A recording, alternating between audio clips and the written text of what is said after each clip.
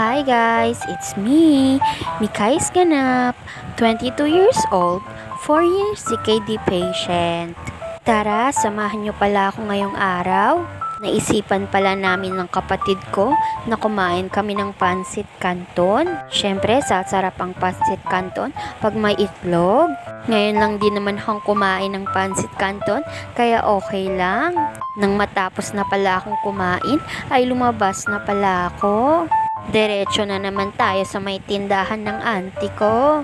Ilang minuto lang akong nakatambay dito at eto bigla siyang umulan. Sobrang lamig talaga ng mga oras na to.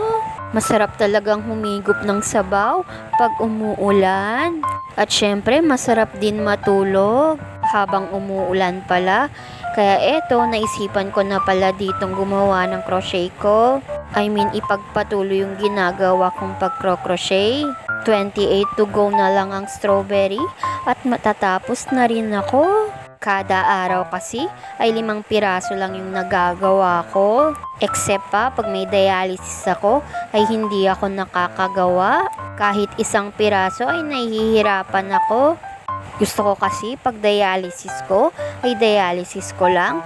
Wala akong ibang ginagawa. Hindi mag-dialysis lang. Ilang minuto rin ang nakakalipas at natapos ko rin yung 1 pirasong ulo ng strawberry.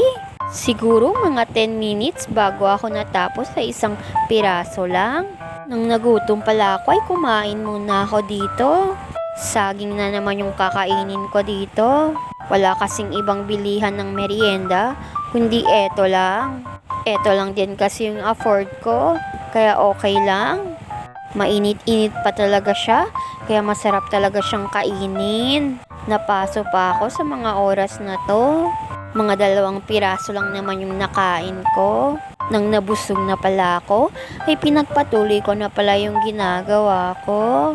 Magtatahi na pala ako dito. Gawin na natin tong buong strawberry para magmukhang strawberry na talaga siya.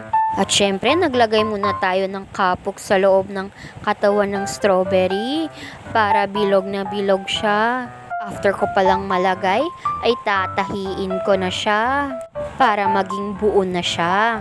Ngayon lang ako nakakita ng strawberry na kulay pink at black. Ako lang mayroon ng ganyan. Ito na lang kasi yung kulay na naiwan sa akin. Naubusan na rin kasi ako ng yarn. Kaya eto na lang yung available. At eto, natapos ko na palang gawin. Kaya syempre, magpahinga na tayo. Pagod na kasi yung kamay ko. Kaya sa susunod na araw na naman natin ipagpatuloy. Kaya hanggang dito na lang. Bukas ulit. Salamat!